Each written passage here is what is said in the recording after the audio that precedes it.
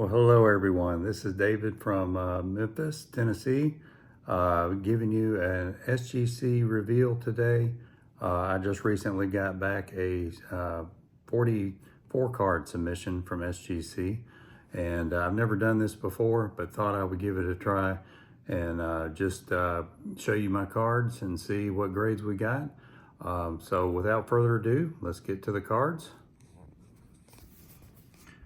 Got 3 stacks here. The card ranges in date are from the T206, 1910 up to 1970. Let's get started here with 1970 Willie Mays. As you can see, the card is quite off center. See if I can get in better focus. There we go. Card is quite off center, top to bottom. Wasn't expecting a whole lot on this card. Was expecting maybe a 4 to 5, something like that. And it did get the 5. So Willie Mays, 1970 and a 5. My wife's working on a puzzle there. Bob Gibson, 1970 is next. Nice sharp card. It does have some print dots on the surface, a little bit off center, left to right. Was expecting maybe a 6 or so on this card because it is so sharp, but it came back a 5.5. The centering, the left to right centering may have knocked it down just a bit. Gibson and a 5.5. 1970 Topps, Roberto Clemente. Again, off center, left to right, more corner wear than the Gibson card. Not expecting as good as the Gibson. I was expecting between a 4 and a 5 on this one, and it did come back a 5, which I'll take any Roberto Clemente card. So Clemente and a 5, another 1970. This Tom Seaver, sharpest card of the bunch, and I already gave it away. It's a 7. But nice sharp card, 4 corners, nice edges, no print defects or anything like that. So super pumped about the 7 from 1970 Topps Seaver. 1969 now, we have Fergie Jenkins first. This was a really sharp card of the Hall of Fame pitcher. Thought maybe this could get a 7. Very sharp corners, good edges. Clean surface, but it did come back as a 6. 1969 Hank Aaron, not nearly as sharp as the Jenkins card. Much more corner wear, edge wear, off center. So I was expecting about a 4 on this one, and it came back a 4.5. 69 Aaron and a 4.5. We're moving to some 68s now. Willie McCovey, 1968. I got this card from Greg Morris on eBay. This was a Morris auction. Love this card, beautiful card. Centered nicely, 4 sharp corners, great edges. Was hoping for a 7 on this card, maybe even a 7.5, but it did come back as a 6.5. But it's definitely a keeper. I love this McCovey card. Brooks Robinson from 68. I've had this card a while. Very sharp card though. Hadn't sent it in until now.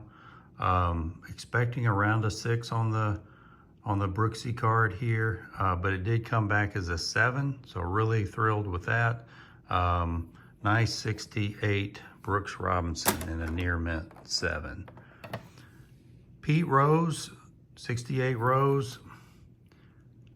Much more wear on this card. All 4 corners are showing some wear and rounding. Now the centering's not real good. Surface is pretty good though. Expecting about a 4 on this, and that's exactly what I got, a 4. Carl Yastrzemski, 1967, the year Yaz won the Triple Crown. I've been wanting this card for a while, finally was able to get it.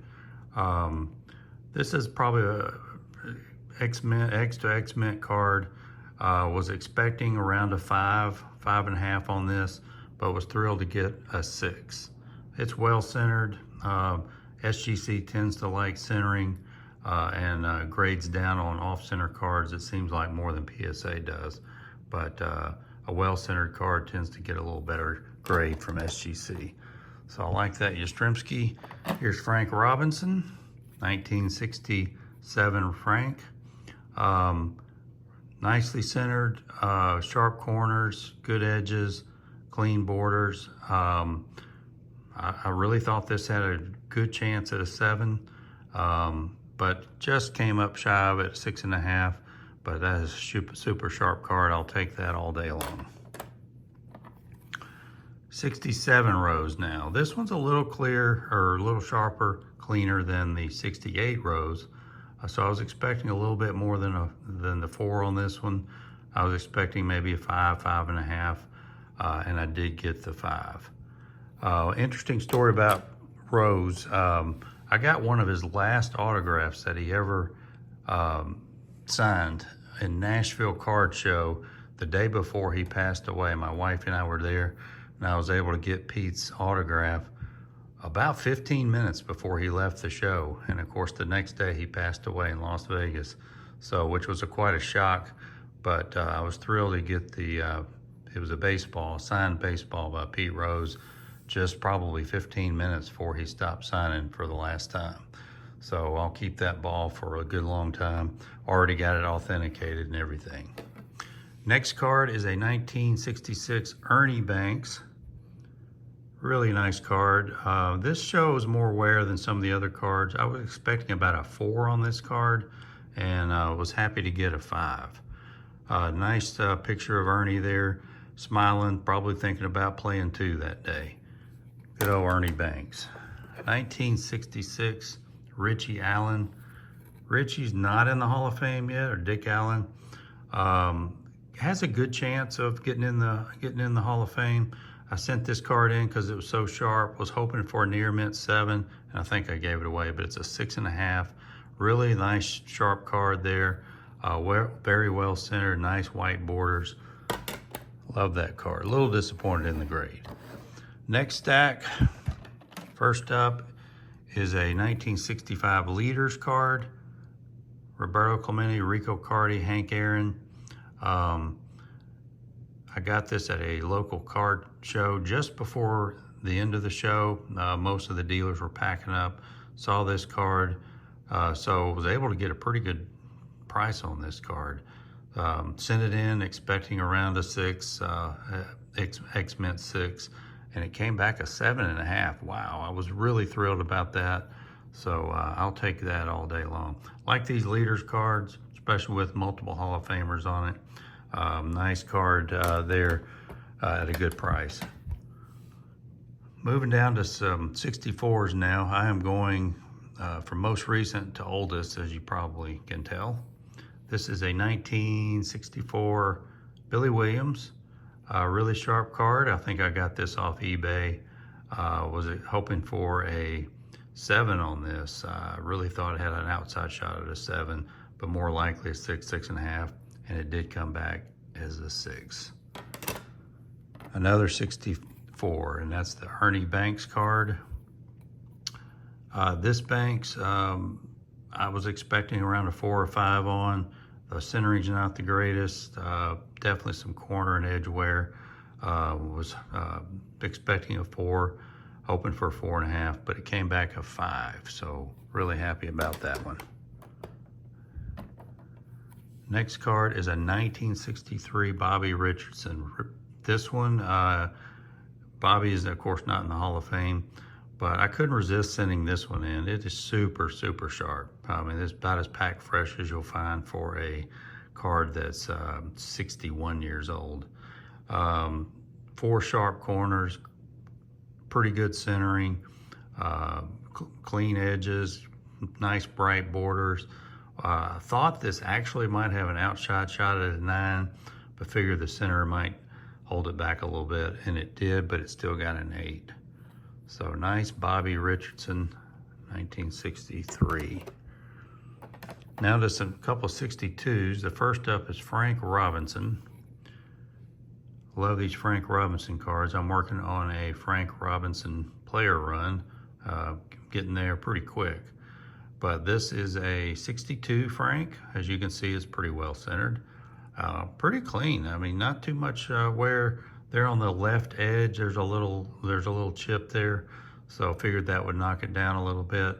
Was hoping for a 6 on this and definitely got right at the 6. 62 Mickey Mantle. Got this a while back. Hadn't got it graded yet. Always intending to. You got to get your Mickey Mantle cards graded. As you can see, this one's seen better days, showing a lot of wear. Was hoping for a 3 on this. Came back a 3.5, so pretty happy with that.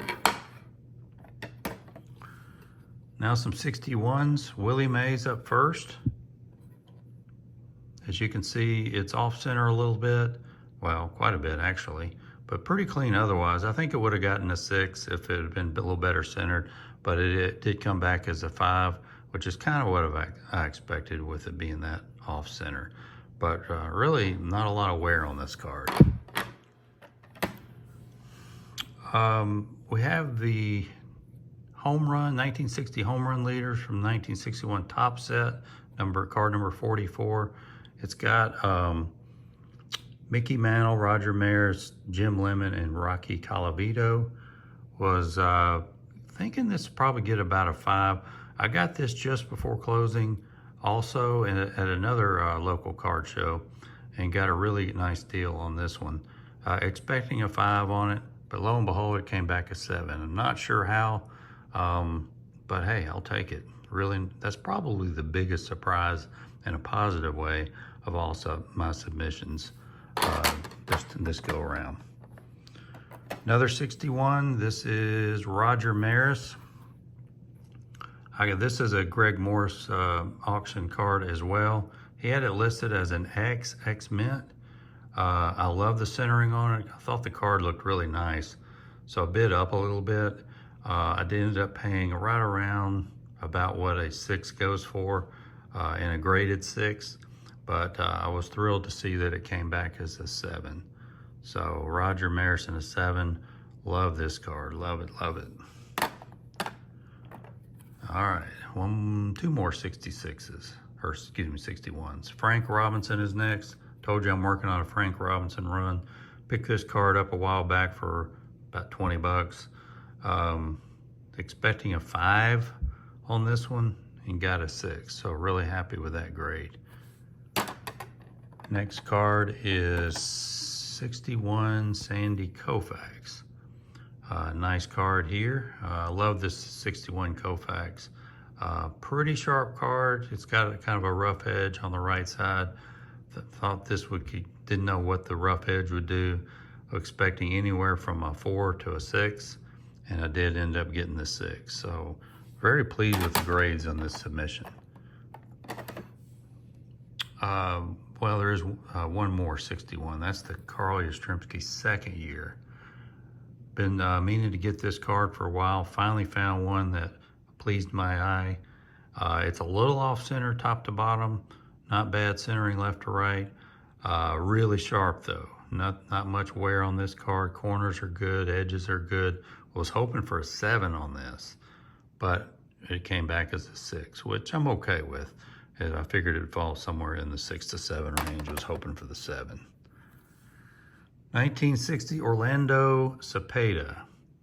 This card I bought from a seller, I think on eBay. He had it listed as a near mint. I got the card in the mail, and I would definitely agree that it was a near mint 7. So I was hoping for the 7, but it came back as a 6. I'm not sure why. I mean, it's a really nice card. Yeah, a little bit disappointed in that one, but it's still a very beautiful 60 Cepeda. Next we have a 1960 Elston Howard. Elston Howard is not a Hall of Famer, but I picked this up at a local card show for like $5. And I kept looking at this card over the last few months and can't find anything wrong with it. There's a couple of print dots, as you can see in the lower left corner by his shoulder when he's swinging. but that's about it. And I thought this card had an outside shot at a 9, was hoping for an 8, and it came back as an 8. So really nice 1960 Elston Howard in an 8. Willie Mays All-Star card from 59. Really nice centering on the Mays. A little bit of wear. Expecting this one to be in the 5 to 6 range. Was really happy to get a 6. So any Willie Mays card from the 50s and the 6, you'll take that. All right. Last stack. Ted Williams 58 All-Star. I've got quite a few 58s here. Love the 58 set. Wasn't expecting a lot from this card. As you can see, it's well off center. The bottom border has some, I don't know, staining on it. It's discolored there. It's got some print dots on it. I figured this would come back around a 4. Pleased with the 5 though. Happy to get a 5 on the 58 All-Star Ted Williams. Ernie Banks from 58. Now this is a story here. Got this card in a PSA 4 slab off of Facebook Marketplace. I kept looking at the picture and ended up asking the seller, could not understand why it was a 4. So I messaged the seller and asked why he thought it was a 4. He said he wasn't home, but when he gets home, he would look at the card, and he got back with me later, said under further inspection, close inspection, it looks like there's a wax stain on the front surface. So I bought the card, ended up cracking it out, gently rubbed the stain off and submitted it to SGC, hoping, instead of getting a 4, hoping for a 5 or a 6. And look at that, a 7.5. This card, I mean, how gorgeous is this card? I mean, that is just beautiful card. Love it, very well centered, just beautiful, crisp picture, great eye appeal. I really struck gold with this card. All right, Frank Robinson All-Star from 58. Picked this one up recently, and really sharp card. Thought I would send it in, hoping for a 6 to 6.5 on this one. Came back a 7, so couldn't be happier than that. Really thrilled with this 58 Frank Robinson and a 7. Another 58, this is the Bob Clemente, Roberto Clemente, of course. This had pinholes in it. Got this online, but 2 or 3 pinholes. I knew it would come back a 1, had to be a 1. But what I liked about it is the color. The color's great. The registration's good. Really, even a 1, I would be happy with it. And of course, that's what it did get, is the 1. But I'll take that.